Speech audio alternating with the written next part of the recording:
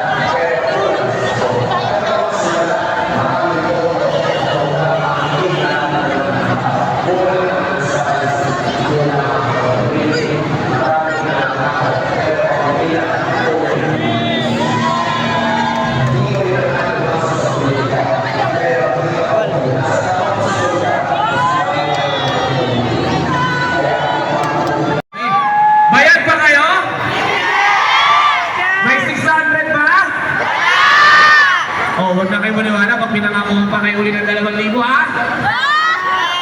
Mahal niyo ba si Kiko? Kung mahal niyo ko, sana mahalin niyo yung congressman na kakampi ko at dinadala ko. Sana supportahan niyo si Congressman Bong Sultan. At ano, pwede? Hindi ko kayo marinig! At syempre, kung mahal niyo talaga si Kiko, tulungan sana natin yung kaibigan kong konsyal. Parang di tatalon, uulibin ko po. Ako, sinabi ko na doon sa inyo, nagsisi ako sa sinuporta ko. Pero ngayon, para to sa kabakanan nyo, ito ang mga totoong nagmamahal at nagmamalasakit sa atin. Huwag nating kalimutan si Konsehal Ning Sultay at Congressman Bong Sultay. Pwede? Nakakas! Taas ang mga kamay! Sabay-sabay! Dito! Ay. Dito! Bayan? Hindi! Siyempre naman, alam ko naman mahal na mahal na si Kiko del Mundo para tinatanong. At siyempre, ng Distrito 4. Ulitin ko lang po kami tatlo, nandito, nagpapakumbaba at lumalapit sa inyo. Natandaan niyo po, So yun nga guys, no, wag ito napapala ka, yun parang nanananan to. Sila kasi Buskiko, wala dyan. So mga tigbihatag nila, t-shirt, Fide ko del Mundo, Suntay, dari sa Quezon City. District puro sa dagan siya og dagan siya og kapitan sa barangay Condagre, barangay sa Quezon City. Yung congressman niya si Suntay, ang Suntay de kalaban ang kalaban nila is si Marvin Relio.